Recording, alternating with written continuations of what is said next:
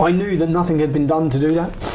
So you're sat down writing your letter to your wife and your children, and what are you telling them?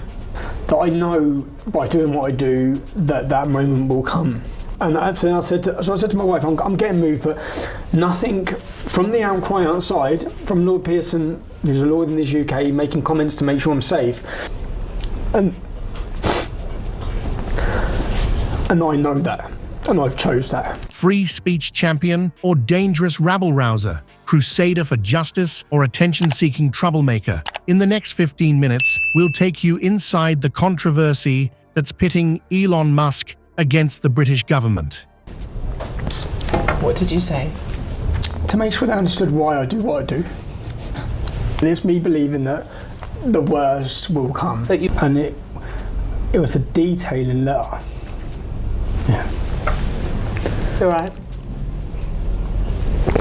It's all right. This is a letter to your wife from prison. You will die in jail. The worst will come, and I want my children to know that I haven't yet. You'll hear the shocking allegations, the government's frantic response, and the public outcry that's followed. By the end, you'll understand why this isn't just about one man's tweets. It's about the future of democracy in the digital age. Before we move on, I'd like to ask you a small favor. If you appreciate this content, please take a second to like this video and subscribe to the channel. Over 98% of you watch the videos without subscribing. It costs you nothing, but it makes a huge difference to us. So, did you click the subscribe button? Great. Thank you so much. Now, back to the video. In a twist that's caught the attention of political pundits and social media users alike, Tommy Robinson, the controversial far-right activist, has found an unexpected ally in tech billionaire Elon Musk. It's a pairing that's raised eyebrows and set tongues, wagging across the UK and beyond. Robinson, no stranger to legal troubles, finds himself once again behind bars. But this time, he's making waves with explosive claims about government misconduct, particularly aimed at Prime Minister Keir Starmer. Enter Musk, the enigmatic CEO of Tesla and SpaceX, who's decided to throw his considerable weight behind Robinson's cause. Musk's public support for Robinson has sent shockwaves through the British political establishment. The billionaire's assertion that Robinson is being punished for telling the truth rather than any legitimate legal reasons has sparked a firestorm of controversy. It's a bold move, even for a man known for his provocative statements and willingness to wade into political waters. But why would Musk, a figure of global influence, choose to involve himself in the case of a divisive British activist? The answer might lie in Musk's self-styled crusade against censorship and government control.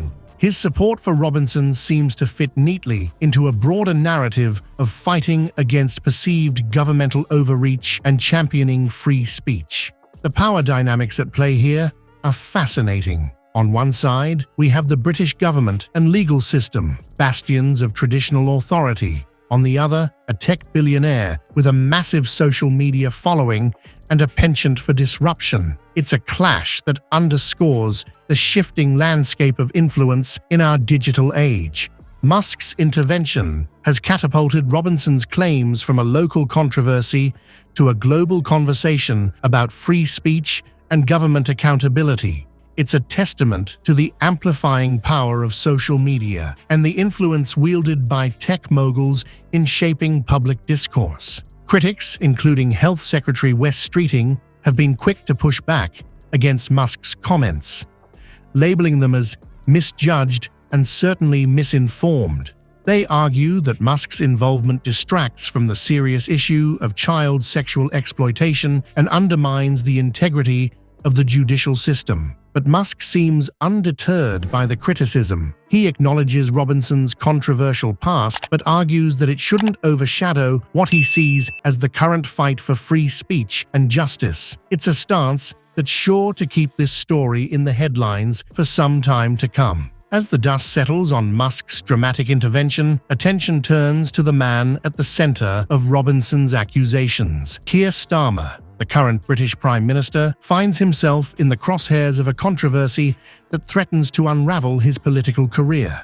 But what exactly are these explosive allegations, and do they hold any water? To understand the gravity of the situation, we need to rewind the clock to Starmer's tenure as Director of Public Prosecutions from 2008 to 2013. During this time, the UK was grappling with a series of shocking child grooming scandals, most notably in Rotherham. Robinson claims that Starmer, in his role as DPP, systematically covered up these cases, failing to act on numerous reports of abuse. The Independent Inquiry into Child Sexual Abuse (IICSA) has since shed light on systemic failures in the justice system during this period. Many victims felt let down by the authorities, their cries for help falling on deaf ears. This uncomfortable truth has led to ongoing scrutiny of Starmer's decisions as DPP, particularly regarding the handling of cases involving grooming gangs. But here's where things get murky. While the IICS's findings paint a damning picture of institutional failure, they don't directly implicate Starmer in a cover-up. Critics of Robinson's allegations argue that they lack credible evidence and are more about political point scoring than uncovering the truth.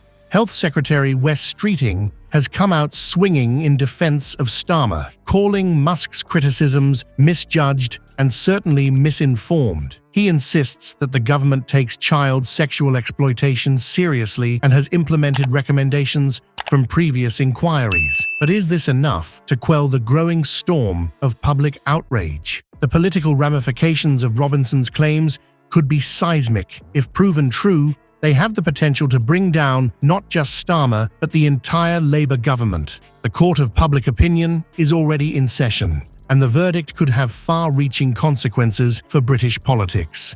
Yet, amidst the furore, some voices are calling for caution. Sarah Rowbotham, a key figure in exposing child abuse in Rochdale, has criticised Musk for politicising the issue.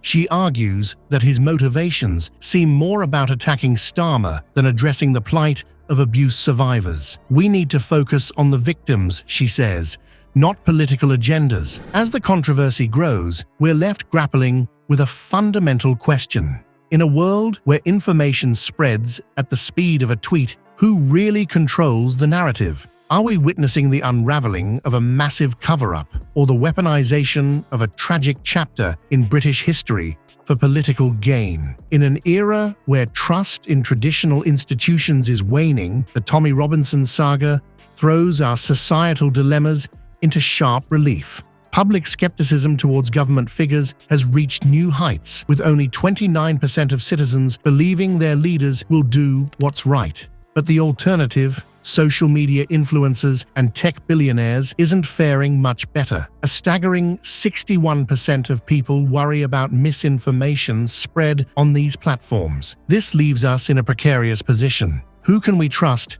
to tell us the truth? When a controversial figure like Robinson makes explosive claims from behind bars and someone as influential as Elon Musk amplifies them, how do we separate fact from fiction? The line between whistleblower and troublemaker has never been blurrier. As this story continues to unfold, we're forced to confront uncomfortable questions about free speech, political accountability, and the immense power tech moguls wield in shaping public discourse. In the court of public opinion, where tweets can topple governments and viral posts can make or break reputations, the truth often becomes the first casualty. And in this high-stakes game of political chess, we're all pawns, left to navigate a minefield of accusations, denials, and half-truths.